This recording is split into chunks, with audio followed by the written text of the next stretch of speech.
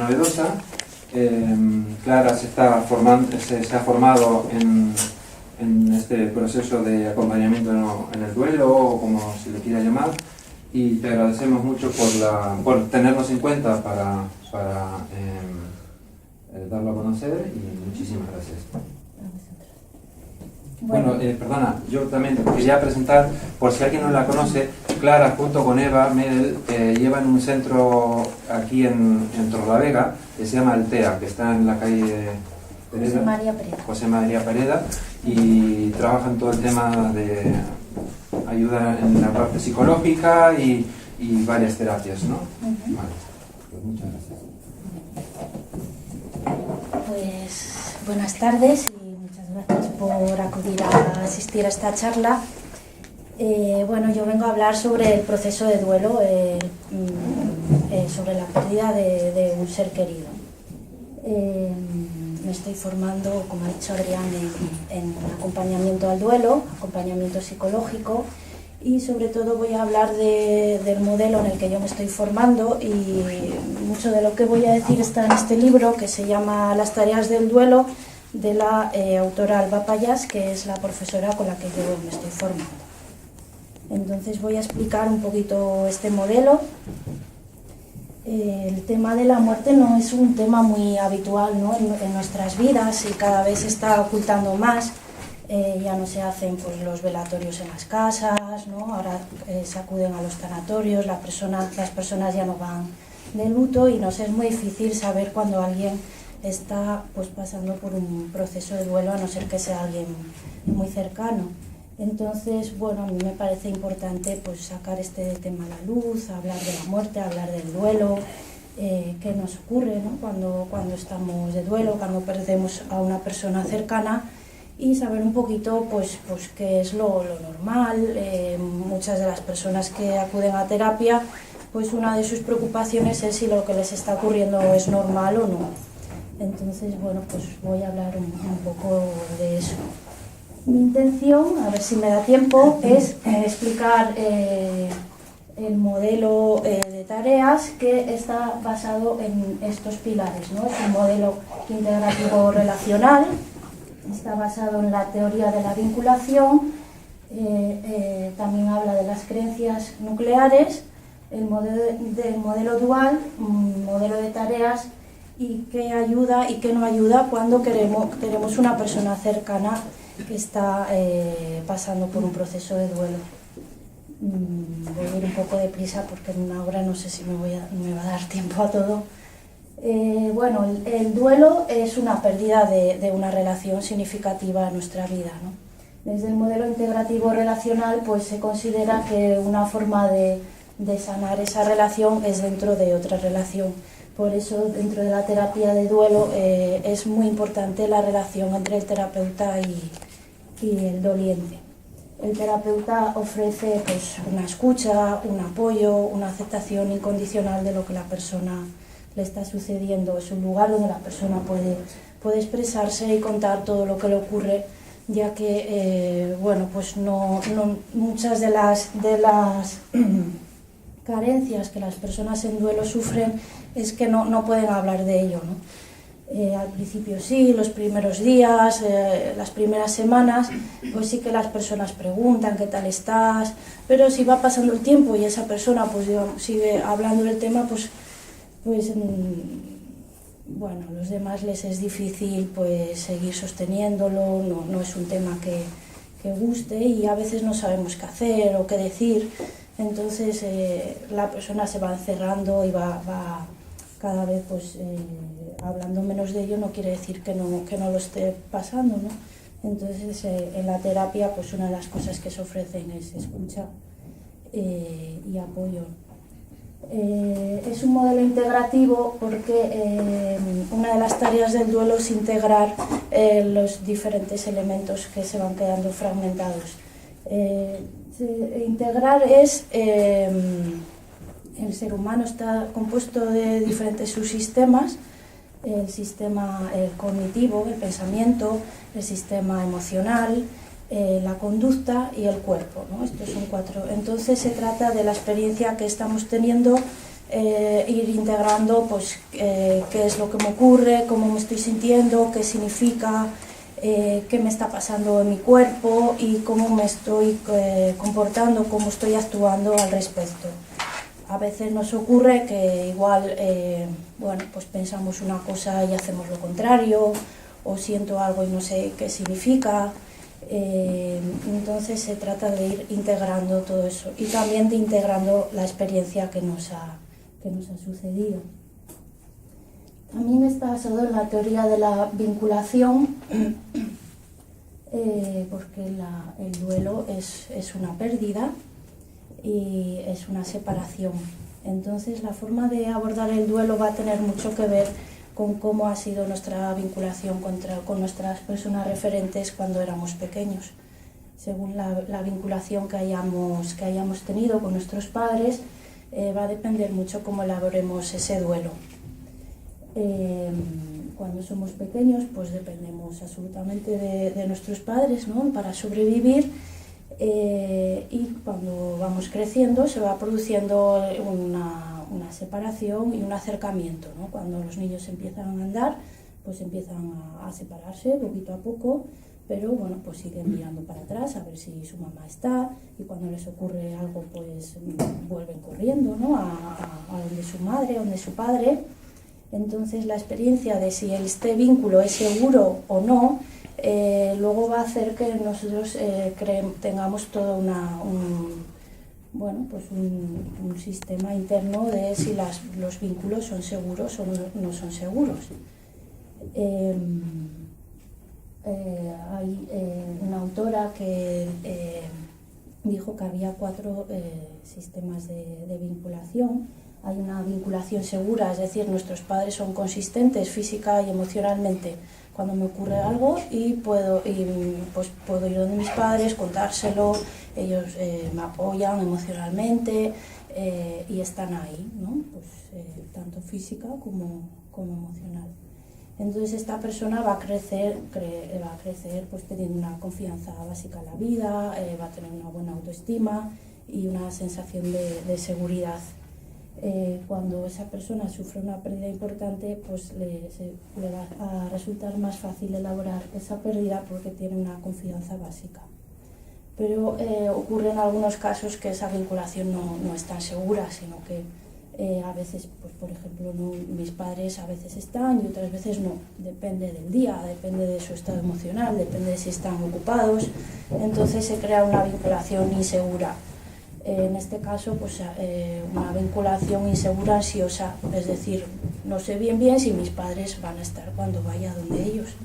Entonces eso hace que la persona pues tenga que insistir en sus demandas, ¿no?, en lo que le ocurre para que le hagan caso. Entonces supuestamente cuando esta persona sufre una pérdida, pues le va a resultar más difícil procesarla. Otra forma de vinculación es cuando mis padres no están disponibles emocionalmente. Físicamente pueden estar, o a veces están, o a veces no, pero emocionalmente no están, pues porque ellos mismos no tienen una buena conexión con sus emociones, o en casa no se habla de ello. Entonces esta persona pues va a crear un estilo de vinculación evitativo. Es decir, el niño aprende a no necesitar, a no pedir, a gestionarse sus cosas, y se va a producir una desconexión. Entonces también cuando ocurre una pérdida, pues la persona va a tender a evitarlo, ¿no? Y luego hay un estilo desorganizado, es decir, la vinculación es caótica, es totalmente desorganizada, no se sabe a qué atenerse. Entonces pues estas personas también van a tener dificultades cuando sufren una pérdida. ¿Se entiende hasta aquí? ¿Alguna pregunta? Bueno, pues una de las tareas importantes en el duelo es la reconstrucción de significados. Todos tenemos unas creencias nucleares, un edificio mental, ¿no?, unos esquemas en el que intentamos predecir el mundo e intentamos tener una sensación de seguridad. Estas creencias nucleares pues, son que el mundo es predecible y ordenado, ¿no? Y benévolo, que las personas son valiosas y capaces, y cuando ocurre algo que, bueno, pues una situación traumática de impacto, pues se nos rompen los esquemas, ¿no? También otra de las creencias nucleares es que... Ay, se me ha ido esto.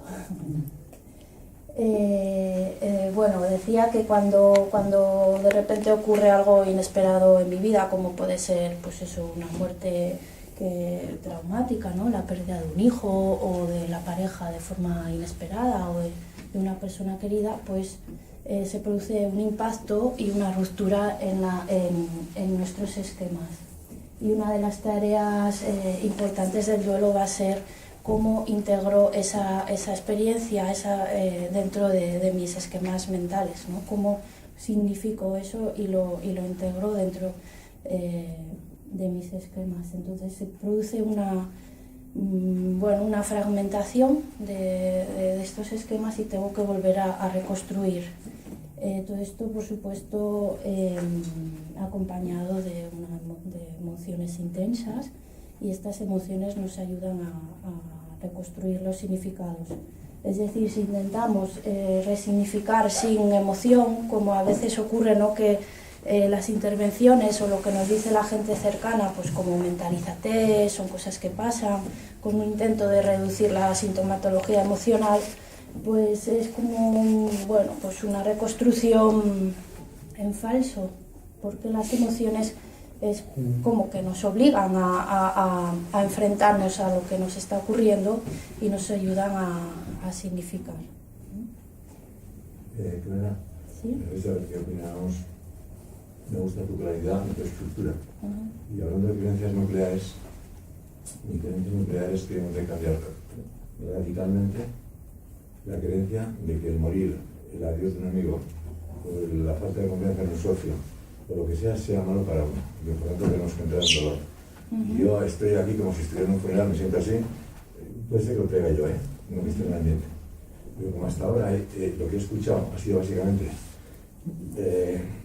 el vínculo que te ata y cuando lo sueltas, te sientes mal o te suelta o se va, pues me ha venido el ejemplo de que es como si la nieve se quejara de que aumenta la temperatura y se convierte en agua y luego va a la mar. Y como todo está en flujo, el partir de la creencia nuclear, que la muerte de mi madre, yo te digo de mi madre, o de mi padre que murió hace 5 años, no se puede vivir bien, que tienes que estar padeciéndolo, que es una creencia muy fuerte, de continuo, y en plan sufriente, y fíjate lo que me pasó a esa edad, y hay gente que está continuamente la queja de que perdió a su papá, o a su mamá, o a su novio, o a su marido, o a su mujer. ¡Uf! Me suena regular, ¿sabes? Entonces lo estoy pasando mal, porque entiendo que estamos sujetos a unas creencias que nos tienen atontados, a mí al menos, mucho tiempo. Y estoy redescubriendo que muchas veces la decisión de adiós de quien sea, hasta del ser que has querido más, puede ser liberadora. Y puede ser fructífera. Sí, sería... Si lo vives en un proceso de la cadena de la vida. Sí. Porque es que si no, le vamos todos por jodidos. Estamos en un continuo, la niña de luto, o la novia de luto, no sé qué, y está de joder, que estoy un poquito de luto, y esto lo he vivido en mi casa tantas veces, que es que ya me resisto, ¿sabes? Entonces ya, los títulos de las conferencias de que el duelo, joder, y el gozo, pues o sea, la cosa es dual, como vas a decir ahora mismo. Yo no entiendo bien. Sí, bueno, cuando hable del modelo de tareas, la última fase sería pues un aprendizaje y una transformación y un crecimiento sobre una nueva identidad que gracias a esa pérdida he podido experimentar. Y bueno, no he dicho yo en ningún momento que las emociones sean malas y buenas, o buenas, ¿no? Uno sufre o siente lo que le toca sentir y eso no es bueno o malo, ayuda a procesar. Bueno, y sí que es verdad que tenemos la muerte como algo muy terrible, eso es cierto. Y dejamos atrapado al muerto también. ¿no? Si quieres dejar de ser pesada ya de llorar, joder, no me dejes vivir la siguiente encarnación. Sí. Digo yo, no sé, igual estoy diciendo una chorrada, Sí. pero es que como lo estoy pasando así de mal, y entiendo que el proceso de duelo cuanto antes se haga mejor y más profundo, pero luego ya vale, y la mayoría de los humanos estamos ahí en un duelo doloroso, casi. Bueno, tú de lo que estás hablando me parece que sería un duelo crónico, ¿no? Que sería una forma de duelo complicado. Sí. Bueno, el modelo dual dice que dentro de este proceso de duelo nuestro organismo se regula homeostáticamente entre la conexión y la desconexión. Es decir, en momentos necesitamos conectar con ese dolor y con su significado y con lo que he perdido, y en otros momentos necesitamos desconectar de ese dolor, ¿no? Y en nuestro propio organismo es el que va haciendo esta oscilación. No podemos estar todo el momento conectados a ese dolor porque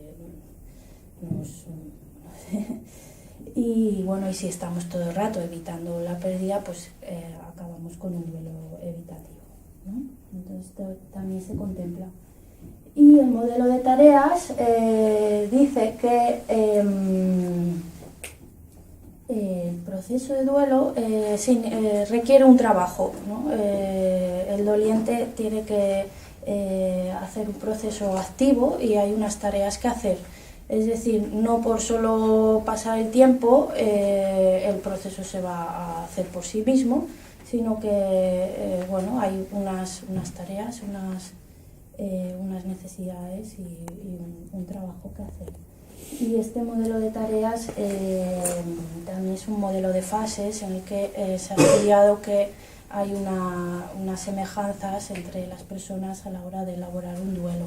También decir que esto tiene retractores, ¿no? No hay evidencia empírica de que esto sea así, y desde luego una persona no está en una fase un día y en otra la siguiente, ni no es secuencial, pero es una forma de que los clínicos puedan tener un mapa con el que tener un lenguaje común y también poder predecir cuándo se puede complicar un duelo. Ahora lo que me gustaría explicar es un poco el modelo de tareas, y para eso creo que lo más fácil es leer relatos de personas, ¿no? Porque es más fácil que yo creo que es cuando escuchamos a alguien hablar de su experiencia, es cuando lo entendemos mejor.